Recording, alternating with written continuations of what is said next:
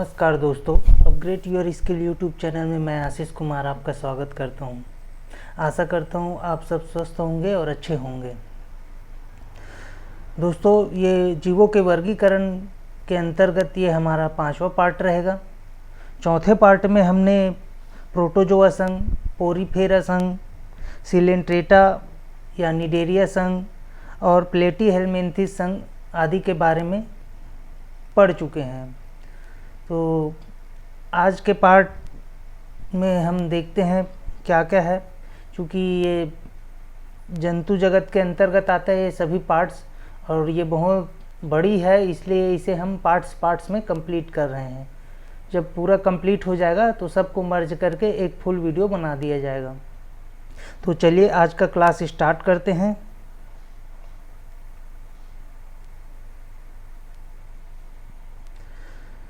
हमारा आज का पहला संघ रहेगा संघ एस्केलमिन्थीज संघ, ठीक है, या इसे निमेटेडा संघ भी कहा जाता है। तो चलिए जानते हैं इसके बारे में, इसमें क्या क्या होता है। इन्हें साधारणतः गोलकृमि कहते हैं, राउंड वार्म। इन्हें सूत्रकृमि भी कहते हैं। इस संघ के अंतर्गत लगभग 12,000 जातियाँ इस संघ के अंतर्गत आती है। इस संघ के अंतर्गत पाए जाने वाले जंतुओं के लक्षण, जो कि परीक्षक पॉइंट ऑफ व्यू यही सब पूछे जाता है, लक्षण और इस संघ में कौन कौन से जीव आते हैं। तो चलिए जानते हैं पहले इस संघ के लक्षण। इस संघ के जंतु जलीय, स्थलीय या परजीवी होते हैं, ये आप याद रखेंगे।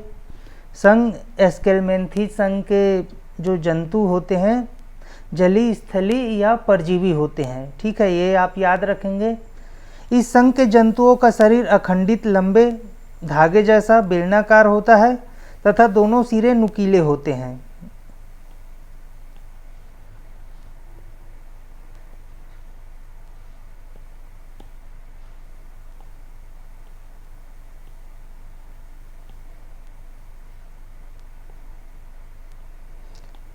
ठीक है, इस संघ के जंतुओं का शरीर अखंडित, लंबे पतले धागे जैसा बेलनाकार होता है तथा दोनों सिरे नुकीले होते हैं। ये रहा चित्र, ठीक है, दोनों तरफ नुकीले हैं ये। तो ये इस संघ की पहचान है। इसके शरीर पर कड़ा उपचर्म होता है। इसका शरीर अखंडित तथा द्विपार्श्वक सममित होता है। इसमें एपिडर्म के नीचे अनुदैर्ध्य मांसपेशियां होती है, ठीक है। एपिडर्म तो आप जानते हैं, शरीर की जो ऊपरी परत होता है उसे एपिडर्म बोलते हैं। इस चित्र से समझ जाते हैं, जैसे ये शरीर की ऊपरी परत है, इसे ही एपिडर्म बोला जाता है।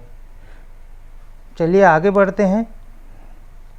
इसमें आहार नाल विकसित तथा मुखद्वार एवं गुदा भी उपस्थित होते हैं, याद रखेंगे। इनमें आहार नाल विकसित होती है तथा मुखद्वार और गुदा द्वार भी उपस्थित होते हैं। इनमें रक्त परिसंचरण तंत्र और श्वसन तंत्र नहीं पाए जाते हैं, ये नोट करने वाली बात है। इनमें रक्त परिसंचरण तंत्र और श्वसन तंत्र नहीं पाए जाते हैं। इनके तंत्रिका तंत्र में एक अग्रांतिका वलय एवं 6 अनुदैर्ध्य तंत्रिका रज्जु होती है। ये एक लिंगी होते हैं, अर्थात नर और मादा के लिए 2 अलग अलग शरीर पाए जाते हैं। ये आप याद रखेंगे, ये एक लिंगी होते हैं और नर और मादा के लिए 2 अलग अलग शरीर होती है, ठीक है। ये अधिकांशतः परजीवी होते हैं तथा अपने पोषकों में रोग उत्पन्न करते हैं। तो ये भी याद रखेंगे। अब जान लेते हैं इसके उदाहरण क्या क्या है। संघ एस्केलमिन्थीज के अंतर्गत कौन कौन से जीव आते हैं, और एग्ज़ाम में अधिकतर यही पूछा जाता है। तो इसके अंतर्गत ट्राइकिनेला, एस्केरिस, ये नाम आप याद रखेंगे, ये बहुत से एग्जाम में आता है। एस्केरिस कौन से संघ का जंतु है, ठीक है। एंकाइलोस्टोमा, वुचेरिया, ये भी नाम आप याद रखेंगे। अधिकतर एग्जाम में ये एस्केरिस और ये वुचेरिया पूछ लिया जाता है, ठीक है। आगे बढ़ते हैं। अब बात करते हैं संघ एनेलिडा का। एनेलिडा का एनेलिडा शब्द का प्रयोग सर्वप्रथम लैमार्क लैमार्क द्वारा किया गया था, ये लैमार्क रहा। इस संघ के अंतर्गत खंडयुग जंतु रखे जाते हैं, ये आप याद रखेंगे। इस संघ के अंतर्गत लगभग 10,000 जातियाँ ज्ञात है और भी ज़्यादा हो सकती है। इस संघ के जंतुओं में पाए जाने वाले प्रमुख लक्षण निम्न है। ठीक है, तो जान लेते हैं एनेलिडा के जंतुओं के में क्या क्या लक्षण पाया जाता है।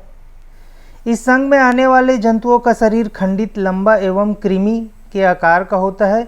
प्रत्येक खंड वलय रिंग जैसे होते हैं। इन्हें एनेलिडा कहा जाता है, एनेलिडा रिंग कहा जाता है। ठीक है, प्राणियों के विकास क्रम में वास्तविक देह गुहा का उदय सर्वप्रथम इन जंतुओं में ही हुआ। ये आप नोट करेंगे, प्राणियों के विकास क्रम में वास्तविक देह गुहा सर्वप्रथम इन्हीं जंतुओं में हुआ या इन्हीं संघ के जंतुओं में हुआ, एनेलिडा संघ के जंतुओं में हुआ। ठीक है, आगे बढ़ते हैं। ये जंतु साधारणतः स्वतंत्र जीवी होते हैं, फ्री लिविंग। ये बहुकोशिकी तथा त्रिस्तरीय होते हैं। ठीक है, याद रखेंगे। ये द्विपार्श्विक सममित तथा सीलोम मुक्त होते हैं। ये रहा एनेलिडा संघ की कुछ जीव, जोंक वगैरह। आगे देखते हैं इसके और लक्षण। इस संघ के जंतुओं में अंग एवं अंग तंत्र का पूर्ण विकास पाया जाता है। ये इम्पॉर्टेंट है, इस संघ के जंतुओं में अंग तथा अंग तंत्र का पूर्ण विकास पाया जाता है। इनमें आहार नाल पूर्ण नलिकाकार होता है।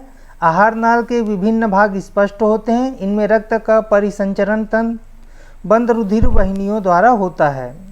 ठीक है, ये आप याद रखेंगे। इनमें हीमोग्लोबिन रुधिर कणिकाओं में न होकर प्लाज्मा में घुला रहता है। ठीक है, इनमें जो हीमोग्लोबिन होता है वो रुधिर कणिकाओं में न घुलकर प्लाज्मा में घुला रहता है। इनमें उत्सर्जन वृक्क द्वारा होता है। मोस्ट इम्पॉर्टेंट, संघ एनेलिडा के जो जंतु हैं उनका उत्सर्जन वृक्क द्वारा होता है। इनमें श्वसन साधारणतः त्वचा द्वारा, किसी किसी में क्लोम द्वारा होता है। ठीक है, तो ये आप याद रखेंगे। इस संघ के जंतुओं में श्वसन कोई कोई जंतुओं में क्लोम द्वारा होता है और कोई कोई जंतुओं में स्किन द्वारा होता है। इनके तंत्रिका तंत्र में एक जोड़ी पृष्ठीय सेरिब्रच्छ गुच्छिका या मस्तिष्क एवं दोहरी तथा ठोस अधर तंत्रिका रज्जु होती है। इनके तंत्रिका तंत्र में एक जोड़ी पृष्ठीय सेरिब्रल गुच्छिका या मस्तिष्क, एक दोहरी तथा ठोस अधर तंत्रिका रज्जु होती है। ये आप याद रखेंगे। इस संघ के कुछ जंतु एक लिंगी तथा कुछ उभयलिंगी होते हैं। कुछ जंतुओं के परिवर्धन काल में एक लार्वा अवस्था होती है जिसे ट्रोकोफायर कहते हैं। अब जान लेते हैं इस संघ के कुछ कौन कौन से जंतु इस संघ के अंतर्गत आते हैं। तो इस संघ के अंतर्गत पालीगोडियन, नाम भी बड़ा अजीब अजीब है, नेरिस, एफ्रोडाइट, केंचुआ, ये मोस्ट इम्पॉर्टेंट है। केंचुआ किस संघ के अंतर्गत आता है ये पूछ लिया जाता है अधिकतर प्रश्नों में। जोंक, ये भी मोस्ट इम्पॉर्टेंट है, जोंक किस संघ के अंतर्गत आता है। अब आप जान गए हैं, तो ये एनेलिडा संघ के अंतर्गत आता है। आगे बढ़ते हैं। अब बात कर लेते हैं संघ आर्थ्रोपोडा का। आर्थ्रोपोडा शब्द का प्रयोग सर्वप्रथम वान सीबोल्ट ने 1845 ईस्वी में किया था, जिसका अर्थ होता है संयुक्त उपांग। ठीक है, आर्थ्रोपोडा शब्द का अर्थ होता है संयुक्त उपांग। यह जंतु जगत का सबसे बड़ा संघ है। ये आप याद रखेंगे, जंतु जगत का सबसे बड़ा संघ बोले तो संघ आर्थ्रोपोडा होना चाहिए आपका आंसर। इस संघ में लगभग 10 लाख जंतु हैं जो पर्वत की ऊंचाइयों से लेकर समुद्र में 8 किलोमीटर की गहराई तक पाए जाते हैं। इस संघ के जंतुओं के लक्षण निम्न हैं, आगे देखते हैं। इस संघ के जंतु जल, थल एवं वायु तीनों जगहों में पाए जाते हैं। ये आप याद रखेंगे। संघ आर्थ्रोपोडा संघ के जो जंतु हैं ये जल, थल और वायु तीनों जगह पाए जाते हैं। इनका शरीर द्विपार्श्विक सममित होता है। इनका शरीर खंडयुक्त तथा त्रिस्तरीय होता है। ठीक है, ये आप याद रखेंगे। इनका शरीर खंडयुक्त त्रिस्तरी होता है, जैसे सर, फिर उसके नीचे एक पार्ट, फिर उसके नीचे एक पार्ट वगैरह। ठीक है, ये कुछ उदाहरण है, देख लीजिए। इनका शरीर वक्ष तथा उदर में विभाजित होता है। इस संघ के जो जंतु हैं इनका शरीर सिर, वक्ष, उदर आदि में विभाजित रहता है। कभी कभी सिर और वक्ष जुड़कर सिरोवक्ष का निर्माण करते हैं। याद रखेंगे, लक्षण बहुत इम्पोर्टेंट रहता है और लक्षणों से भी कई बार कूट वाले प्रश्न पूछ लिया जाता है, तो एक एक लक्षण बहुत इम्पोर्टेंट है। आप नोट बनाते चलिए और पॉज करके नोट बनाते जाइए, स्क्रीनशॉट लीजिए। इनका बाह्य कंकाल एक मोटी काइटिन की बनी उच्च वर्ग का बना होता है। आप याद रखेंगे, संघ आर्थ्रोपोडा के जो जंतु होते हैं इनकी जो बाहरी कंकाल है काइटिन की बनी उच्च वर्म का बना होता है। खंडों में प्रायः संघनित उपांगों के जोड़े लगे रहते हैं, इसलिए इसे आर्थ्रोपोडा कहा जाता है। ठीक है, तो आप याद रखेंगे आर्थ्रोपोडा क्यों कहा जाता है, क्योंकि इस संघ के जंतुओं में संघित उपांगों के जोड़े लगे रहते हैं, इसलिए इसे आर्थ्रोपोडा कहा जाता है। इनमें पेशी तंत्र विकसित होता है, मोस्ट इम्पॉर्टेंट, इस संघ में पेशी तंत्र विकसित होता है। इनमें खुला रुधिर तंत्र होता है, इनका जो रुधिर तंत्र है वो खुला होता है, ये भी आप याद रखेंगे। इन्हीं सब से ही प्रश्न पूछा जाता है। इनका हृदय लंबा तथा संकुचनशील होता है, ये भी आप याद रखेंगे। इनमें श्वसन की क्रिया सतह द्वारा, जलीय जीवों में क्लोमो द्वारा। ठीक है, इनमें श्वसन क्रिया शरीर की सतह द्वारा और जलीय जीवों में क्लोमो द्वारा या फुफ्फुसों द्वारा होती है। मोस्ट इम्पॉर्टेंट, इनमें जो श्वसन की क्रिया है शरीर द्वारा होती है, जो जलीय जीव है उनमें क्लोमो द्वारा, और स्थलचर में श्वास नलियों द्वारा या फुफ्फुसों द्वारा होता है। इनमें उत्सर्जन की क्रिया मेलपिगियन नलिकाओं द्वारा या हरित ग्रंथियों द्वारा होता है। मोस्ट इम्पॉर्टेंट, संघ आर्थ्रोपोडा के जो जंतु हैं इनमें उत्सर्जन क्रिया मेलपिगियन नलिकाओं द्वारा तथा हरित ग्रंथियों द्वारा होता है, ये आप याद रखेंगे। इनका उत्सर्जन क्रिया भी पूछ लिया जाता है कैसे होता है करके। इनमें तंत्रिका तंत्र पूर्ण विकसित होता है, ये भी आप याद रखेंगे। इस संघ के जो जंतु हैं इनमें तंत्रिका तंत्र पूर्ण विकसित होता है। ये जंतु सामान्यतः एक लिंगी होते हैं। ठीक है, मतलब इस संघ में भी जंतु एक लिंगी होते हैं, नर और मादा के शरीर अलग अलग होते हैं। इनके जीवन चक्र में लार्वा अवस्था पाई जाती है जो रूपांतरित होकर वयस्क हो जाता है। इनमें निषेचन बाह्य एवं आंतरिक दोनों प्रकार से होता है। इस संघ के जो जंतु हैं इनमें निषेचन बाह्य और आंतरिक दोनों प्रकार से होता है, ये आप याद रखेंगे। अब जान लेते हैं इस संघ के अंतर्गत कौन कौन से जीव आते हैं। तो ट्राईआर्थर्स, ठीक है, ल्यूम्यूलस, बिच्छू, ये मोस्ट इम्पॉर्टेंट, बिच्छू किस संघ में आता है, तो आपका आंसर होना चाहिए संघ आर्थ्रोपोडा के अंतर्गत आता है बिच्छू। मकड़िया, यही सब तो प्रश्न पूछा जाता है दोस्तों, बिच्छू मकड़िया किस संघ में आता है, तो अब आप जान गए हैं कि ये संघ आर्थ्रोपोडा के अंतर्गत आते हैं।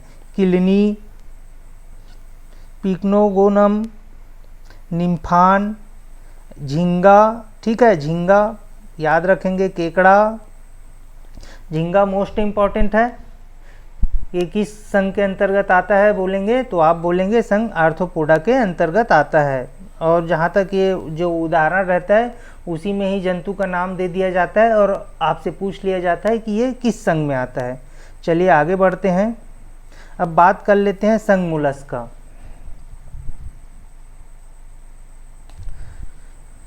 मोलस्का शब्द का प्रयोग सर्वप्रथम अरस्तु ने कटल फिश के लिए किया था, ये आप याद रखेंगे।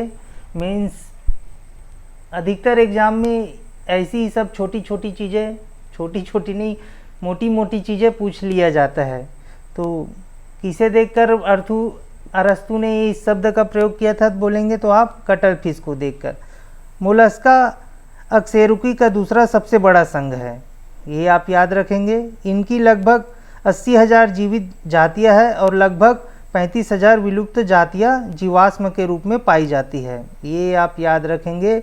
इस संघ के लगभग 80,000 जीवित जातियां हैं और लगभग 35,000 विलुप्त जातियां जो जीवाश्म के रूप में पाई जाती है। इस संघ का नामकरण जोन्स्टन नामक वैज्ञानिक ने 1960 ईस्वी में किया था, ये आप याद रखेंगे। इनका शरीर कोमल होने के कारण इन्हें मोलस्का कहा जाता है। सामान्यतः इनका कोमल शरीर एक कवच सेल से ढका रहता है। अब जान लेते हैं इस संघ में क्या क्या लक्षण पाए होते हैं जंतुओं में। तो इनके अधिकांश सदस्य समुद्री होते हैं, लेकिन कुछ स्वच्छ जल एवं स्थल पर भी पाए जाते हैं, ये आप याद रखेंगे। इस संघ के जो अधिकांश जंतु है, जीव है, वो समुद्री होते हैं, लेकिन कुछ स्वच्छ जल और स्थल में भी पाए जाते हैं। ये खंडहीन कोमल शरीर वाले जंतु होते हैं। इनमें अधिकांश मंद गति से चलने वाले होते हैं। ठीक है, आगे देखेंगे कौन कौन से जंतु इसमें आते हैं। और ये त्रिस्तरीय होते हैं।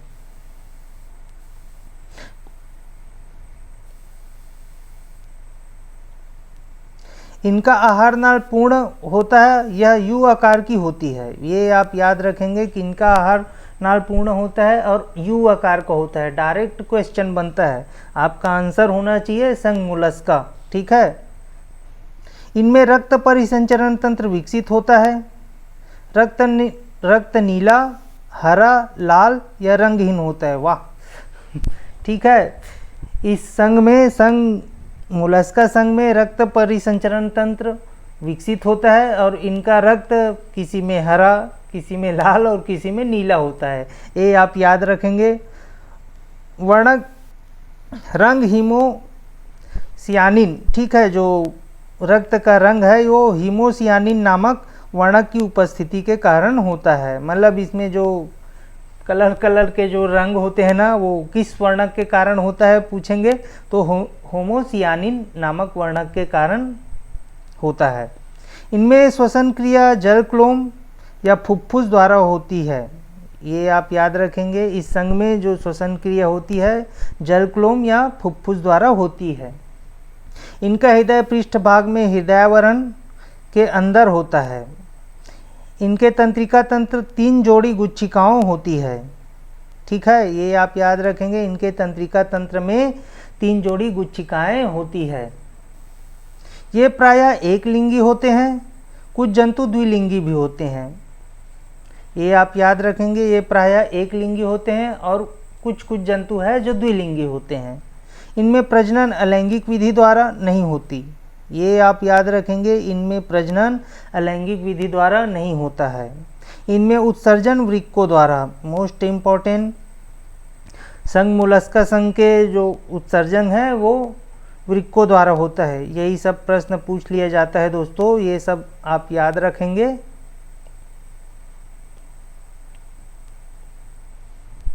इनके उदाहरण हैं, इस संघ के कुछ जंतु हैं, नियोपाइलिना, काइटन, पायला, हेलिक्स, ये अधिकतर प्रश्न में पूछा जाता है, हेलिक्स, लाइमैक्स, डोरिस, डेंटेलियम, सीप।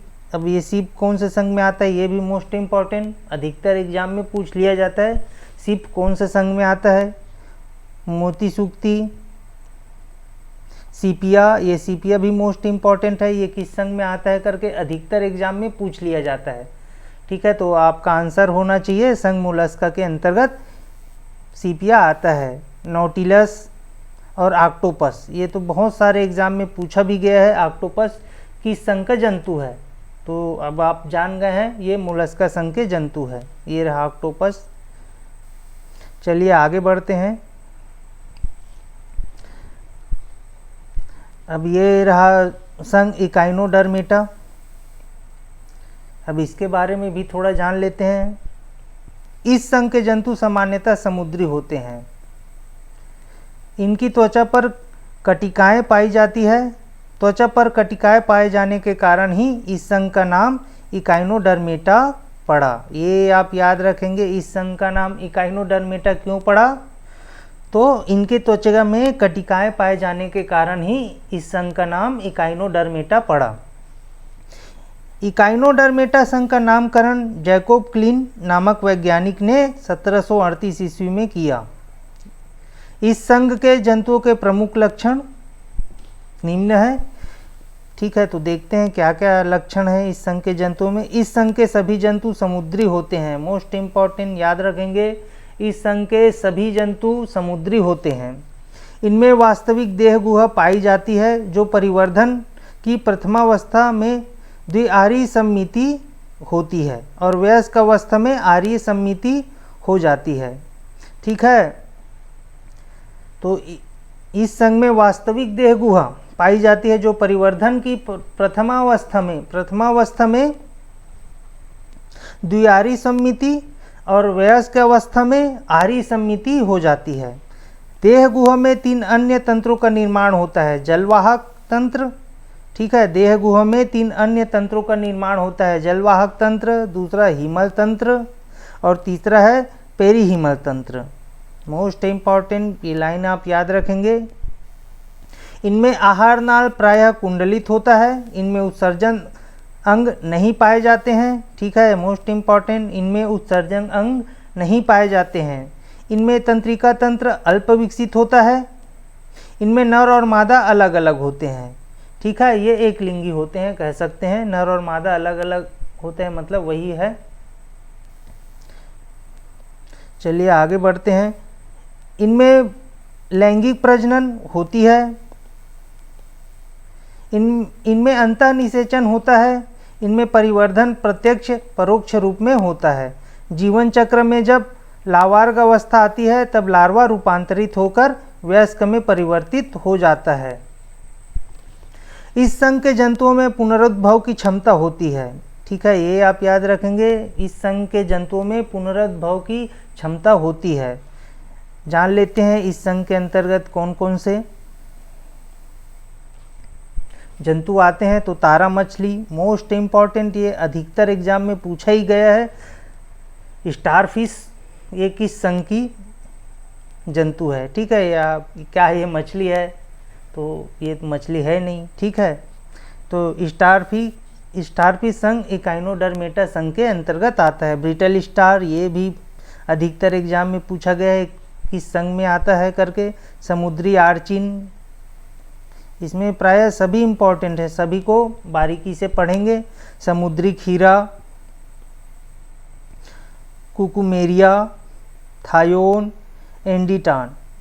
एंटीडान आदि। ठीक है, तो हर संघ के जंतुओं को आप बारीकी से रीड करेंगे, क्योंकि अधिकतर हर संघ के जीव का नाम ही दे दिया जाता है और पूछ लिया जाता है कि ये किस संघ में आता है।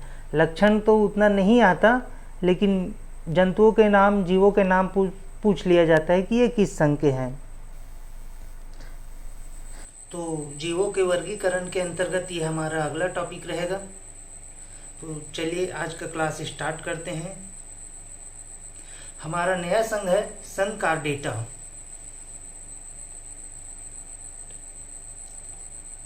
तो चलिए जानते हैं इसके बारे में। इस संघ की स्थापना बेल्फोर नामक वैज्ञानिक ने की थी। इस संघ की 55,000 विद्यमान और 25,000 विलुप्त जातियां ज्ञात है। याद रखेंगे, इस संघ के अंतर्गत उन जंतुओं को रखा जाता है जिनके जीवन चक्र की किसी न किसी अवस्था में एक पृष्ठीय रज्जु एवं एक खोखली पृष्ठ तंत्रिका रज्जु पाई जाती है। ये आप याद रखेंगे, इस संघ के अंतर्गत उन जंतुओं को रखा जाता है जिनके पूरे जीवन काल में एक पृष्ठ रज्जु एवं एक खोखली पृष्ठ तंत्रिका रज्जु पाई जाती है। आप याद रखेंगे। अब जान लेते हैं इस संघ के लक्षण क्या क्या है। इनके जीवन किसी न किसी अवस्था में एक पृष्ठ रज्जु अवश्य पाई जाती है। पृष्ठ रज्जु का विकास मीसोडर्म में होता है। ठीक है, अब आप जानना चाहेंगे मीसोडर्म तो दोस्तों, ये भ्रूण विज्ञान का टॉपिक है जिसके अंतर्गत एंडोडर्म, मीसोडर्म वगैरह पढ़ा जाता है। अभी बात कर लेते हैं मीसोडर्म का। तो यह रोगाणु परतों में से एक है जहां से भ्रूण जनन के दौरान कई अंगों और ऊतकों का निर्माण होता है। ठीक है। मेसोडर्म का दूसरा नाम मेसोब्लास्ट है। इस परत का गठन अधिकांश बहुकोषीय जानवरों की विशेषता है। तो आप जान गए होंगे कि मेसोडर्म क्या होता है। आगे बढ़ते हैं। इनके जीवन का किसी न किसी अवस्था में एक पृष्ठीय नलाकार केंद्रीय तंत्रिका तंत्र अवश्य पाया जाता है। चूंकि ऊपर बताया, भ्रूणी विकास में इसका निर्माण एक्टोडर्म से होता है। विकसित होने पर इसके चारों ओर कशेरुक दंड का निर्माण होता है। अब आप जानना चाहेंगे एक्टोडर्म क्या होता है। तो एक्टोडर्म प्रारंभिक भ्रूण में बाहरी रोगाणु परत जो कशेरुक जानवरों और अकशेरुकी जानवरों दोनों में पाया जाता है। ठीक है। यह कोशिकाओं का एक समूह है जो हमारे शरीर के बड़े ऊतकों का निर्माण करता है, जो कि गर्भधारण के पहले हफ्तों से उत्पन्न होता है। इसे एंडोडर्म कहा जाता है। क्योंकि यह भ्रूण विज्ञान का सब्जेक्ट है, एंडोडर्म, एक्टोडर्म और मीसोडर्म। तो जब भ्रूण विज्ञान पढ़ेंगे तब इसके बारे में और अच्छे से हम पढ़ाई करेंगे। ठीक है। एंडोडर्म, एक्टोडर्म वगैरह का अभी इसमें देखते हैं। इस संघ के जंतुओं में जीवन का किसी न किसी अवस्था में क्लोम दरारें अवश्य पाई जाती है। इनमें पूर्ण विकसित रक्त परिसंचरण तंत्र पाया जाता है। आप याद रखेंगे, संकार्डेटा, इनमें पूर्ण विकसित रक्त परिसंचरण तंत्र पाया जाता है जो बंद प्रकार का होता है। याद रखेंगे, इनमें पूर्ण विकसित मस्तिष्क एवं तंत्रिका तंत्र पाया जाता है। संकार्डेटा एक काफी बड़ा एवं महत्वपूर्ण संघ है। ठीक है। अध्ययन की सुविधा के लिए इसे पुनः 13 वर्गों में विभाजित किया गया है। संकार्डेटा के कुछ प्रमुख वर्ग हैं। चलिए देखते हैं क्या क्या है। मत्स्य वर्ग। ठीक है। ये संकार्डेटा के अंतर्गत आता है। इसके अंतर्गत मछलियां आती है। मत्स्य वर्ग बोला, मछलियां ही आएगी। और मृदु जल में पाई जाती है। ठीक है। स्वच्छ जल में पाई जाती है। ये सभी अनियत तापी जंतु या पॉइलकिलो है। ठीक है। इनका शरीर धार रेखित एवं बाह्य कंकाल सड़कों के रूप में होता है। इनमें श्वसन क्लोम द्वारा होता है, क्योंकि मछलियां श्वसन क्लोम से करती है। इनका हृदय द्वेष्मी होता है और केवल अशुद्ध रक्त ही पंप करता है। ठीक है। याद रखेंगे, ये जल में अंडे देने वाले वर्टिब्रेट हैं। ये आप याद रखेंगे, मत्स्य वर्ग ये जल में अंडे देने वाले वर्टिब्रेट हैं। आगे बढ़ते हैं। इसके कुछ उदाहरण, शार्क, टारपीडो, ये बहुत प्रश्न में पूछा जाता है ये किस संघ का है। तो आप जान गए होंगे, मत्स्य वर्ग। ठीक है। संकार्डेटा के अंतर्गत मत्स्य वर्ग का है। टारपीडो, रोहू, कतला, भेटकी, हिप्पोकैम्पस, ये भी प्रश्न में पूछा जाता है हिप्पोकैम्पस कौन से संघ में आता है। तो आप जान गए होंगे ये मत्स्य संघ में आता है।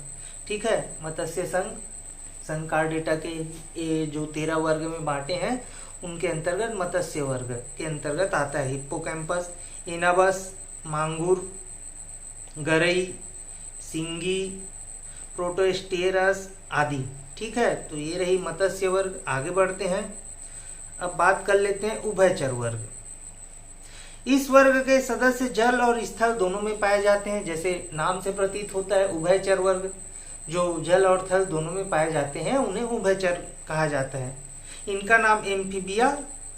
ठीक है। ये भी पूछ लिया जाता है प्रश्न में। नाम आप बहुत इंपॉर्टेंट होता है, बारीकी से नोट करेंगे। इन्हें एम्फीबिया या उभयचर कहा जाता है।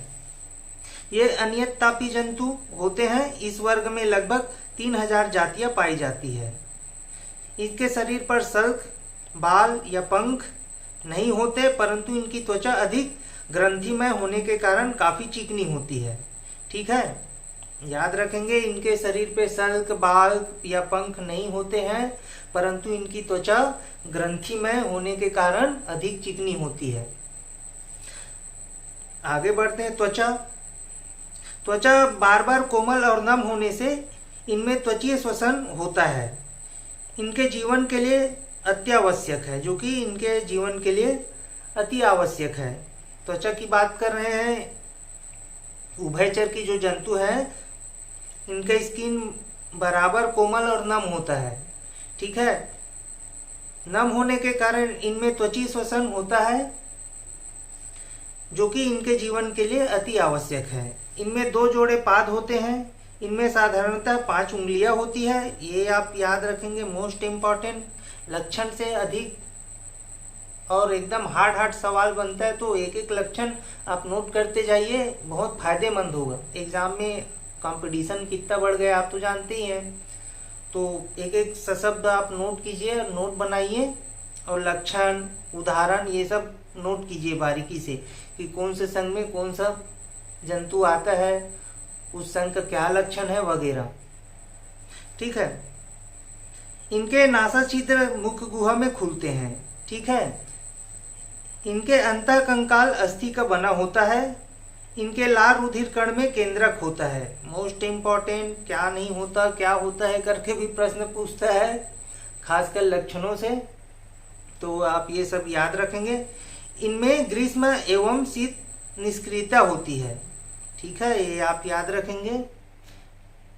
इनके उदाहरण हैं उभयचर के प्रोटियस, नेक्ट्यूरस, साइरेन, सैलामेंडर, मेढक उभयचर, दादुर या टोट, धात्री दादुर आदि। ठीक है, ये रहा उभयचर के कुछ चित्र। आगे बढ़ते हैं, बात करते हैं अब सरीसृप वर्ग। ठीक है, सांप सरीसृप वर्ग। ये साधारणतः स्थलवासी होते हैं, लेकिन कुछ जलवासी भी होते हैं। ये थल पर रेंग कर चलते हैं, इसलिए इस वर्ग को रेप्टिलिया या सरीसृप वर्ग कहा जाता है। ठीक है, ये रेंग कर चलते तो है नहीं, पैर वैर होता नहीं, इसलिए इस वर्ग को रेप्टिलिया या सरीसृप वर्ग कहा जाता है। ये अनियततापी या जंतु है। इनकी त्वचा में एपिडर्मल श्रृंगी सल्क पाए जाते हैं। ठीक है, एपिडर्मल श्रृंगी सल्क पाए जाते हैं, याद रखेंगे। लक्षण बहुत इंपॉर्टेंट होता है, मैं बार बार बोल रहा हूँ, नोट बनाते चलिए। इनका अंतःकंकाल अस्थि का बना होता है। इनकी त्वचा रूखी ड्राई होती है, क्योंकि इनमें ग्रंथियां नहीं होती। ठीक है, याद रखेंगे, इनकी त्वचा रूखी होती है क्योंकि इनमें ग्रंथियां नहीं होती। इनकी खोपड़ी में केवल एक ऑक्सीपिटल कांडाइल होता है। ठीक है, इनके खोपड़ी में केवल एक ऑक्सीपिटल कांडाइल होते हैं। इनमें क्लोम विकास की प्रारंभिक अवस्था पाया जाता है। वयस्क में श्वसन क्रिया फेफड़े द्वारा होता है। ये आप याद रखेंगे, श्वसन वगैरह से अधिकतर प्रश्न पूछ लिया जाता है, श्वसन, उत्सर्जन वगैरह। ठीक है, इनमें हृदय में 2 अलिंद तथा आंशिक रूप से विभाजित एक निलय होता है। इनमें लाल रक्त कणिकाएं आरबीसी पाई जाती है, याद रखेंगे। आगे बढ़ते हैं, अब बात कर लेते हैं पक्षी वर्ग। ठीक है, ये नियततापी जंतु है। पक्षी वर्ग के लक्षण, ये हवा में उड़ते भी हैं तथा जमीन पर तेजी से चलते भी हैं। इनका शरीर 3 भागों में विभाजित रहता है, अर्थात सिर, गर्दन एवं धड़। ठीक है, इनका शरीर परों से ढका रहता है, याद रखेंगे। इनके धड़ से एक छोटी सी पूंछ लगी होती है। इनके अग्रपाद पंखों में रूपांतरित हो जाते हैं। मोस्ट इंपॉर्टेंट, इनके जबड़ों में दांत नहीं होते। पंछी में कहाँ दांत होते हैं। ठीक है, इनमें अंगुलियां नखर युक्त होती है। इनमें श्वसन फेफड़े द्वारा होता है, जबकि कुछ पक्षियों में वायु कोषों द्वारा होता है। ठीक है, कुछ पक्षी फेफड़े से श्वसन करते हैं और कुछ पक्षी वायु कोष से श्वसन करते हैं। इनके हृदय में 4 वेश्म होते हैं, 2 अलिंद तथा 2 निलय। ठीक है, पक्षी वर्ग में 4 वेश्म होते हैं, 2 अलिंद और 2 निलय, याद रखेंगे। इनका कंकाल सरंध्र तथा हल्का होता है। खोपड़ी की हड्डियां एक दूसरे से सायुज्य होती है तथा संख्या में कम होती है। इनमें जनन छिद्र गुदा से पृथक नहीं होता है। साधारणतया नर में मैथुन अंग नहीं पाया जाता है। याद रखेंगे, साधारणतया नर में मैथुन अंग नहीं पाया जाता है। मादा में बाह्य अंडवाहिनी ज़्यादा विकसित होती है। ठीक है, जो मादा होती है उनमें बाह्य अंडवाहिनी ज़्यादा विकसित रहती है। ये अंडज होते हैं। ठीक है, पक्षी वर्ग अंडज होते हैं। चलिए आगे बढ़ते हैं। अब बात कर लेते हैं स्तनधारी वर्ग की। इस वर्ग के जंतु उच्चतापी नियत तापी होते हैं, अर्थात इनके शरीर का ताप बाह्य वातावरण के तापमान में परिवर्तन के साथ नहीं बदलता।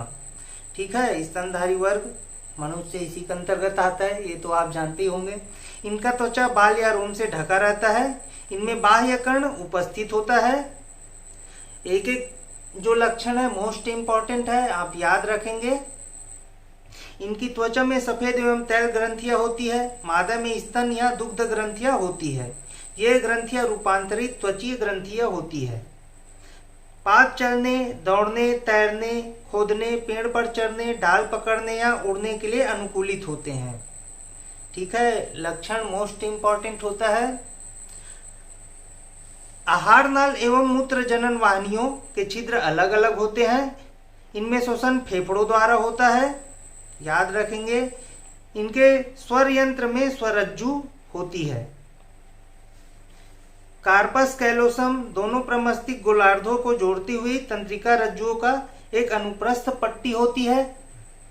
इनमें 4 दीर्घपिंड होते हैं। इनमें 12 जोड़ी कपाल तंत्रिकाएं होती है।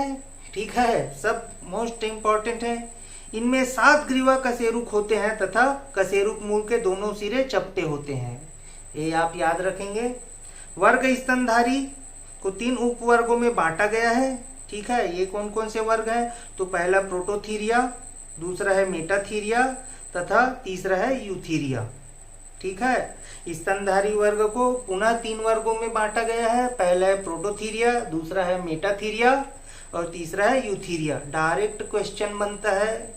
ठीक है, ये सबसे तो चलिए बारी बारी इनके भी बारे में जान लेते हैं।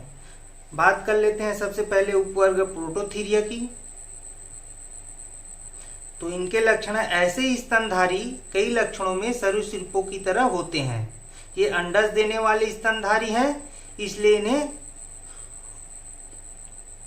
ओविपेरस कहते हैं। ठीक है, ये अंडे देने वाले स्तनधारी हैं, इसलिए इन्हें ओविपेरस कहते हैं। प्रोटोथीरिया की बात कर रहे हैं। इनके उपवर्ग सदस्यों में स्तन ग्रंथियां उपस्थित होती है, लेकिन उनमें चुचुक नहीं पाए जाते हैं। याद रखेंगे, इनके उपवर्ग के सदस्यों में स्तन ग्रंथियां उपस्थित होती है, परंतु उनमें चुचुक नहीं पाया जाता है। इनके बाह्य कर्ण अनुपस्थित होते हैं।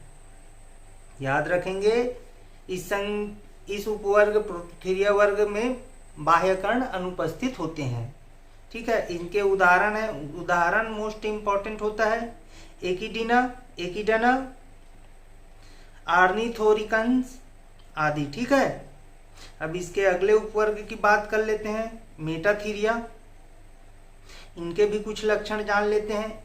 इस उपवर्ग के जंतु न तो अंडे देते हैं और न ही पूर्ण विकसित बच्चों को जन्म देते हैं। ठीक है, जो इस वर्ग के जंतु होते हैं, जैसे कि ये ना तो अंडे देता है, कंगारू है ये, ना तो अंडे देता है ना ही पूर्ण विकसित बच्चे को जन्म देता है। इसलिए अपने खाल में मतलब बच्चे जब तक ठीक से मतलब विकसित ना हो जाए तब तक अपने खाल में मतलब पेट में लेके चलते हैं।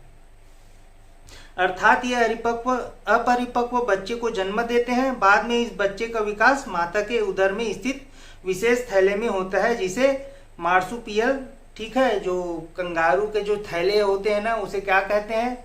तो मार्सुपियल थैली कहते हैं। ये आप याद रखेंगे, मार्सुपियल थैली किसे कहते हैं। ठीक है, इस उपवर्ग के जंतुओं में स्तन ग्रंथियां पाई जाती है, लेकिन इनके चुसुक मार्सुपियल थैली में खुलते हैं और यहीं से अविकसित बच्चे का पोषण होता है। ठीक है, जो बच्चे खोल में जाते हैं वो वहीं अंदर से ही अपनी माँ का दूध पीते हैं। ठीक है, इनमें बाह्य कर्ण उपस्थित होते हैं, जैसे कि ये दिख रहा है, बाह्य कर्ण उपस्थित होते हैं। इनके शरीर का तापमान हमेशा समान रहता है। ये एक दंती होते हैं, ठीक है। इसके उदाहरण है कंगारू और मोस्ट इम्पॉर्टेंट ये डाइडेल्फिस, ठीक है। अधिकतर तो प्रश्न में ये पूछ लिया जाता है कंगारू किस वर्ग का है, तो मेटाथीरिया उपवर्ग का है, ये आप याद रखेंगे। स्तनधारी वर्ग में मेटाथीरिया उपवर्ग का है। अब चूंकि कंपटीशन टफ है तो हो सकता है डाइडेल्फियस इसके भी बारे में पूछ ले, तो चूंकि आप पढ़ लिए हैं तो आंसर टिक के आएंगे मेटाथीरिया, ठीक है। आगे बढ़ते हैं, अब बात कर लेते हैं यूथीरिया, ठीक है। स्तनधारी के जो तीसरे वर्ग हैं यूथीरिया, इस उपवर्ग में उच्च स्तनधारी सम्मिलित होते हैं, ठीक है। उच्च स्तनधारी किस वर्ग में सम्मिलित होते हैं, तो आपका आंसर होना चाहिए यूथीरिया में। इसमें बाह्यकर्ण उपस्थित होते हैं, इनके भ्रूण मादा के गर्भाशय में विकसित होते हैं, ठीक है। इस उपवर्ग के मादा पूर्ण विकसित बच्चे को जन्म देते हैं। इनमें स्तन ग्रंथियां पूर्ण विकसित होती है, इनमें स्तनाग्र पाए जाते हैं, इनके जबड़े में दांत पाए जाते हैं, इनमें गर्भाशय तथा योनि पूर्ण विकसित होते हैं तथा आपस में संयुक्त होकर योनि मार्ग बनाते हैं। इनके मस्तिष्क में महासंयोजक होता है, इनमें निषेचक आंतरिक होता है, इनमें गुदा तथा जनन मूत्र छिद्र अलग अलग होता है। खोपड़ी की अस्थियों के बीच की धारियां स्पष्ट होती है, ठीक है। ये सब छोटी छोटी मगर मोटी बातें आप याद रखेंगे। इनके उदाहरण हैं पेंगोलिन, छुछंदर, उड़ने वाली लोमड़ी, ठीक है, हिस्ट्रिक्स चूहा, ठीक है। ये सब पूछ लिया जाता है कि ये चूहा कौन से वर्ग है, यूथीरिया, ठीक है। ये आप गिनपी, कुत्ता, ठीक है, ये सब उदाहरण आप बारीकी से याद रखेंगे। बाघ, सिंह, भारतीय हाथी, गधा, ब्लू व्हेल, ठीक है। ब्लू व्हेल किस वर्ग में आता है, यूथीरिया, मनुष्य आदि, ठीक है। इनके लक्षण और इनके उदाहरण बहुत इंपॉर्टेंट है।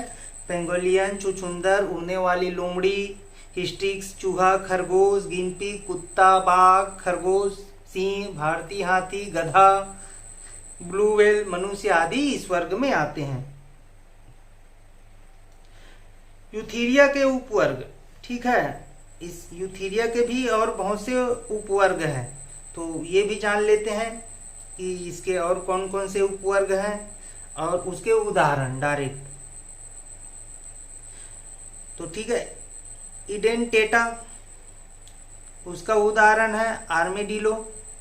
लेगोमोर्फ, इसका उदाहरण है खरगोश। ये एक एक शब्द बहुत इंपॉर्टेंट है, इनमें विशेष ध्यान देने की जरूरत है और आप ध्यान देंगे, ठीक है। ये अच्छे अच्छे बुक में नहीं दिया गया है। यूथीरिया के उपवर्ग है प्राइमेट्स। प्राइमेट्स के उदाहरण है वनमानुष, चिंपांजी, मनुष्य, ठीक है। वनमानुष, चिंपांजी और मनुष्य किसके उदाहरण है, प्राइमेट्स, ठीक है। आर्कियोडेक्टाइला, ठीक है। आर्कियोडेक्टाइला ये उपवर्ग है, इसके उदाहरण है भेड़, बकरी, नीलगाय, बकरी, ठीक है। भेड़, बकरी, नीलगाय ये किसके उदाहरण है, तो आर्कियोडेक्टाइला याद रखेंगे। सीटेसिया, कैसे कैसे उपवर्ग है, अब देख तो रहे ना आप। सीटेसिया डायरेक्ट इसी से ही प्रश्न बनता है, तो व्हेल मछली किसके उदाहरण है, सीटेसिया के, ठीक है। ये यूथेरिया के ही वर्ग हैं, ये आप याद रखेंगे। प्रोबोसिडिया, इसके उदाहरण है हाथी, साइनेरिया, समुद्री गाय, साइनेरिया, ठीक है, याद रखेंगे। प्रोबोसिडिया उपवर्ग, ठीक है। तो इसके उदाहरण है समुद्री गाय। रोडेसिया, ये बहुत बार प्रश्न में पूछा भी गया है, तो इसके उदाहरण गिलहरी, चूहा, इंसेक्टिवोरा तो झाऊ चूहा, ठीक है। काइटोप्टेरा उपवर्ग के उदाहरण है चमगादड़। पेरिसोडेक्टाइला इक्वस घोड़ा, ठीक है, याद रखेंगे, बहुत इंपॉर्टेंट है, डायरेक्ट है, इसी सब से ही प्रश्न पूछ लिया जाता है। कार्निवोरा, ठीक है। तो इसका उदाहरण है पैंथर और सील। ठीक है, ये पूरे जितने भी मैं उपवर्ग बताए हूँ आप नोट बनाते चलेंगे। ठीक है, यूथीरिया के इंडेटेंडा, इडेंटेंडा, ठीक है, लेगोमॉर्फ, प्राइमेट्स, आर्कियोडेक्टाइला और सबके उदाहरण भी लिखेंगे। सीटेसिया, प्रोगोसिडिया, साइनेरिया, रोडेसिया, ठीक है, ये सब आप बारीकी से नोट बनाएंगे और यही सब प्रश्न में पूछ लिया जाता है। चलिए आगे बढ़ते हैं। अब जान लेते हैं कुछ प्रमुख समुद्री जीव जंतु और उनके संघ को। ठीक है, तो समुद्री इनोमोन ये किस संघ के हैं? तो ये निडेरिया संघ के हैं। डायरेक्ट ऐसे ही प्रश्न पूछ लिया जाता है दोस्तों, तो ये सब आप विशेष ध्यान देंगे। ठीक है, समुद्री खरहा ये कौन से संघ के हैं? तो ये मोलस्का संघ के हैं। अब पढ़े हैं तो साए टिक मारेंगे जी। समुद्री खीरा ये कौन से संघ के हैं? पढ़ चुके हैं हम ना, तो ये इकाइनोडर्म संघ के हैं। ठीक है, इकाइनोडर्म संघ के हैं। समुद्री पंखा ये निडेरिया संघ के हैं। समुद्री गाय ये स्तनधारी संघ के हैं, अभी ऊपर पढ़े हमने। समुद्री घोड़ा ये पिसेज। समुद्री कुमुदनी ये इक्वाइनोडर्म संघ के हैं, याद रखेंगे, ये सब मोस्ट इम्पॉर्टेंट है। समुद्री सोही, ऐसे बारीक जानकारी अच्छे बुक में नहीं है दोस्तों, इसलिए पढ़ने को मिल रहा है तो अच्छे से पढ़िए, क्योंकि आप तो जानते ही हो मेरा बार बार बताने क्या मतलब, कंपटीशन बहुत टफ है। समुद्री चूहा, ठीक है, तो एनिलिडा संघ के हैं। समुद्री पेन ये निडेरिया संघ के जंतु हैं। तो ये तो थी कुछ समुद्री जंतु जो कौन कौन संघ से बिलोंग करते हैं, ये सब नोट बनाएंगे। और आखिर में जान लेते हैं विटकर महोदय द्वारा जो 5 जीव जगत हैं उनके कुछ लक्षणों को, मोस्ट इम्पॉर्टेंट। और आखिर में इससे संबंधित हम एक टेस्ट भी लगाएंगे और इनमें जो कुछ बच गया है उस टेस्ट में ऐड कर देंगे, तो पूरा कंप्लीट हो जाएगा। ठीक है, और मैं चाहूँगा कि आप वो सब अच्छे से बनाएं और बना भी देंगे, मैं जानता हूँ। इसी पार्ट में देख लेते हैं 8-10 क्वेश्चन लगा के कि जानकारी कितनी है आपकी। ठीक है, अभी बात कर लेते हैं जो विटकर महोदय द्वारा 5 जीव जगत हैं उसके कुछ लक्षणों को, मोस्ट इम्पॉर्टेंट। ठीक है, एक तरफ है लक्षण और दूसरे तरफ है वो 5 जगत। ठीक है, तो कोशिका के प्रकार, तो मोनेरा में प्रोकैरियोटिक, ठीक है, प्रोकैरियोटिक प्रकार की कोशिका। प्रोटिस्टा में यूकैरियोटिक, सभी में यूकैरियोटिक, सिर्फ मोनेरा में प्रोकैरियोटिक प्रकार की कोशिका पाई जाती है। बात कर लेते हैं कोशिका भित्ति, तो मोनेरा में अकोशिक, बहुसर्कराइड प्लस एमिनो अम्ल, याद रखेंगे। और प्रोटिस्टा में कुछ में उपस्थित रहते हैं, बाकी में अनुपस्थित रहते हैं। ठीक है, और फंजाई जगत है तो उनके सेल्यूलोज सहित उपस्थित रहते हैं। कोशिका भित्ति सेल्यूलोज सहित उपस्थित रहते हैं। प्लांटी में भी सेल्यूलोज सहित उपस्थित रहते हैं कोशिका भित्ति, और एनिमेलिया में अनुपस्थित होता है। ठीक है, ये आप छोटी छोटी मगर मोटी बातें आप याद रखेंगे। बात कर लेते हैं केंद्रक झिल्ली, तो केंद्रक झिल्ली मोनेरा जगत में अनुपस्थित होता है, प्रोटिस्टा में उपस्थित, फंजाई में भी उपस्थित होता है, प्लांटी में भी उपस्थित होता है, एनिमेलिया में भी उपस्थित होता है। ठीक है, काय संरचना, तो मोनेरा जगत में कोशिकी होता है, प्रोटिस्टम भी कोशिकी होते हैं, और फंजाई में बहुकोशिकी होते हैं। ठीक है, प्लांटी में ऊतक अंग और एनिमेलिया में भी ऊतक अंग। ठीक है, पोषण की विधि, अब बात कर लेते हैं पोषण की विधि, तो मोनेरा जगत में स्वपोषी रसायन एवं संश्लेषी एवं प्रकाश संश्लेषी तथा परपोषी, मृतोपोषी एवं परजीवी। ठीक है, पोषण की विधि। और प्रोटिस्टा जगत में स्वपोषी, प्रकाश संश्लेषी तथा परपोषी होते हैं।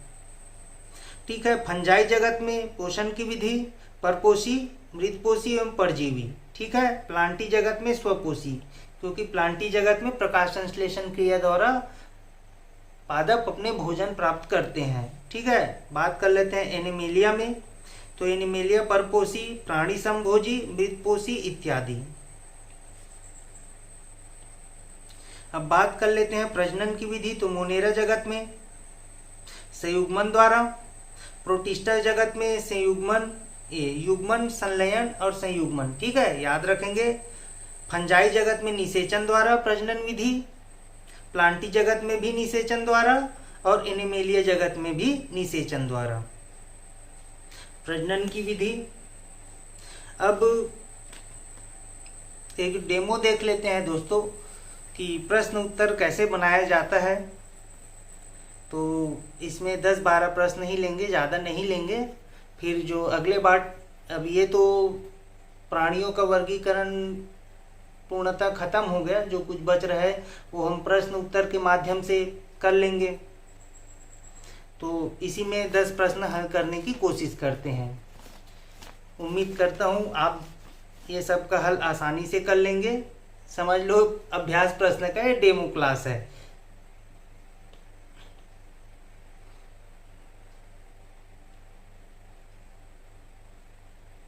ठीक है, तो चलिए स्टार्ट करते हैं। प्रश्न ये रहा, पहला प्रश्न।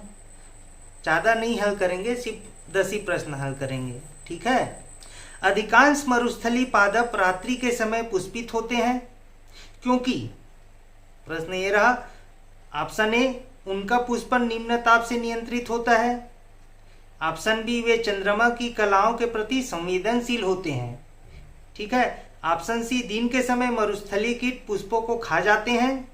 ऑप्शन डी, मरुस्थलीय कीट रात्रि के समय सक्रिय होते हैं। तो क्या है दोस्तों इसका आंसर? अधिकांश मरुस्थलीय पादप रात्रि के समय पुष्पित होते हैं। इसका आंसर है मरुस्थलीय कीट। ठीक है, आंसर डी, मरुस्थलीय कीट रात्रि के समय सक्रिय होते हैं, इसलिए अधिकांश मरुस्थलीय पादप रात्रि के समय पुष्पित होते हैं। याद रखेंगे। प्रश्न 2, निम्नलिखित में से कौन सा रूपांतरित स्तंभ है? ये तो आप जानते ही होंगे। पहला है ए गाजर, बी शकरकंद, सी नारियल, डी आलू। तो इसका आंसर है दोस्तों डी आलू। ठीक है, ये रूपांतरित स्तंभ है। अधिकतर बच्चे बना लिए होंगे। बात करते हैं तीसरे प्रश्न की। आर्गटिज्म ठुंडी रोग। ठीक है, आर्गटिज्म ठुंडी रोग किसके उपभोग से होता है? ये रहा ऑप्शन, संदूषित अन्न, विगलित होती हुई वनस्पति, सी है संदूषित जल और डी है पकाए हुए बासी खाद्य के। तो इसका आंसर क्या होगा दोस्तों? इसका आंसर होगा ऑप्शन ए, संदूषित अन्न के। ठीक है, ठोडी रोग संदूषित अन्न के उपभोग से होता है। तीसरा का आंसर ए। बात करते हैं प्रश्न 4 की। निम्नलिखित में से कौन से एक कवकों और उच्चतर पादपों की जड़ों के बीच उपयोगी साहचर्य है? ठीक है, निम्नलिखित में से कौन से एक कवकों और उच्चतर पादपों की जड़ों के बीच उपयोगी साहचर्य है? ऑप्शन रहा ए, जैव उर्वरक, ऑप्शन बी, प्रवाल मूल, option C, lichen, option D, कवक मूल। तो क्या है दोस्तों इसका आंसर? ठीक है, इसका आंसर है ए, जैव उर्वरक। ठीक है, कवकों और उच्चतर पादपों के जड़ों के बीच उपयोगी साहचर्य है जैव उर्वरक। याद रखेंगे, हर प्रश्न भी बहुत इंपॉर्टेंट है। एक सीरीज ही चला देंगे अभ्यास प्रश्न से संबंधित। इसके बाद जीवों के वर्गीकरण के बाद, और चूंकि कंप्लीट हो ही गया, तो अगला वीडियो आएगा अभ्यास प्रश्न से संबंधित। प्रश्न 5 है, जैविक समुदायों के अंतर्गत कुछ जातियां बड़ी संख्या में अन्य जातियों की समुदाय में बने रहने की क्षमता को निर्धारित करने में महत्वपूर्ण होती है। ठीक है, जैविक समुदायों के अंतर्गत कुछ जातियां बड़ी संख्या में अन्य जातियों की समुदाय में बने रहने की क्षमता को निर्धारित करने में महत्वपूर्ण होती है। ऐसी जातियों को कहते हैं, क्या कहते हैं दोस्तों? मूलाधार जातियां, बी विस्थानिक जातियां, सी स्थानीय जातियां, डी संकटापन्न जातियां। क्या होगा आपका आंसर? तो दोस्तों इसका आंसर होगा मूलाधार जातियां। याद रखेंगे, ऐसे ही टाइप के प्रश्न पूछ लिए जाते हैं दोस्तों, बहुत मजा आने वाला है। अभ्यास प्रश्न आप जरूर अटेम्प्ट कीजिएगा और इसका पीडीएफ डिस्क्रिप्शन बॉक्स में आपको मिल जाएगा। चलिए आगे बढ़ते हैं प्रश्न 6 की तरफ। पादपालय एक सुविधा है, ठीक है। प्रश्न है पादपालय एक सुविधा है। ए है रोग मुक्त परिस्थितियों में पौधों को उगाने के लिए, बी है पौधों की संकटापन्न प्रजातियों के संरक्षण के लिए, सी है नियंत्रित परिस्थितियों में पौधों को उगाने के लिए, और डी है उत्परिवर्तन प्रेरित करने के लिए। तो इसका आंसर क्या है? पादपालय एक सुविधा है, तो इसका आंसर है सी, नियंत्रित परिस्थितियों में पौधों को उगाने के लिए। उम्मीद करता हूं ये आपको अच्छी लग रही होगी। प्रश्न 7 की बात कर लेते हैं। शीतल पेयों जैसे कोला में पर्याप्त मात्रा होती है। इसका आंसर तो आप जानते ही होंगे, ठीक है। ए कैफीन, बी निकोटीन, सी टैनिन, डी रेनिन, ठीक है। शीतल पेय जैसे कोला में पर्याप्त मात्रा में पाया जाता है, क्या है? ए कैफीन, बी निकोटीन, सी टैनिन और डी रेनिन। तो इसका आंसर है ए कैफीन की, ठीक है। शीतल पेय कोला में पर्याप्त मात्रा में कैफीन पाया जाता है। पढ़ते हैं अपने 8वें प्रश्न की ओर। कैनोला मानव उपभोग के लिए उगाई गई विशिष्ट प्रकार की तिलहन सरसों की किस्मों को निर्दिष्ट करता है। इन किस्मों की मुख्य विशेषता यह है कि, ठीक है, कैनोला, ये कैनोला मानव उपभोग के लिए उगाई गई विशिष्ट प्रकार की तिलहन सरसों की किस्मों को निर्दिष्ट करता है। इन किस्मों की मुख्य विशेषता यह है कि ऑप्शन ए, इनके बीज में तेल की मात्रा अत्यधिक उच्च होती है। ऑप्शन बी, इनके तेल में असंतृप्त वसा अम्लों की प्रचुरता होती है। ऑप्शन सी, इनके तेल की शेल्फ आयु लंबी होती है। ऑप्शन डी, इनके तेल में इरूसिक अम्ल की बहुत अल्प मात्रा होती है। तो प्रश्न 8 का आंसर क्या होगा? डी, इनके तेल में इसूरिक अम्ल की बहुत अल्प मात्रा होती है। तो आपका आंसर होगा डी, कैनोला मानव उपभोग के लिए उगाई गई विशिष्ट प्रकार की तिलहन सरसों की किस्म को निर्दिष्ट करता है। इन किस्मों की मुख्य विशेषता यह है कि इनके तेल में इरूसिक अम्ल की बहुत अल्प मात्रा होती है। याद रखेंगे, हर एक प्रश्न अपने आप में बहुत इंपॉर्टेंट है। तो इसके बाद जो अभ्यास प्रश्न वाला जो वीडियो आएगा पूरा आप देखेंगे बिना स्किप किए। आगे बढ़ते हैं प्रश्न 9। एपीफाइट्स वे पौधे हैं जो अन्य पौधों पर निर्भर हैं, ठीक है। एपीफाइट वे पौधे हैं जो अन्य पौधों पर निर्भर है। तो ऑप्शन है ए, भोजन के लिए। ऑप्शन बी है यांत्रिक अवलंब के लिए, ठीक है। ऑप्शन सी, छाया के लिए। ऑप्शन डी, जल के लिए। इनका आंसर क्या होगा प्रश्न 9 का? एपीफाइट वे पौधे हैं जो अन्य पौधों पर निर्भर है। ए, भोजन के लिए, बी, यांत्रिक अवलंब के लिए, सी, छाया के लिए, डी, जल के लिए। तो 9 का आंसर क्या हो जाएगा दोस्तों? 9 का आंसर हो जाएगा डी, जल के लिए, ठीक है। आगे बढ़ते हैं प्रश्न 10। यदि किसी उभयलिंगी पुष्प में पुमंग और जायंग अलग अलग समय पर परिपक्व होते हैं तो इस तथ्य को कहते हैं, ठीक है। प्रश्न रहा, यदि किसी उभयलिंगी पुष्प में पुमंग और जायंग अलग अलग समय पर परिपक्व होते हैं तो इस तथ्य को कहते हैं। ए है भिन्न काल पक्वता, बी है स्वनिषेचन उभयलिंगिता हरकोगेमी, ठीक है। सी है विषम युग्मन और डी है एक संगमी। तो क्या है दोस्तों इसका आंसर? प्रश्न 10 का आंसर है ए, भिन्न काल पक्वता, ठीक है, ऐसे ऐसे प्रश्न पूछे जाते हैं दोस्तों, बहुत इंपॉर्टेंट होता है। यदि किसी उभयलिंगी पुष्प में पुंलिंग और जायंग अलग अलग समय पर परिपक्व होते हैं तो इस तथ्य को कहते हैं भिन्न काल पक्वता।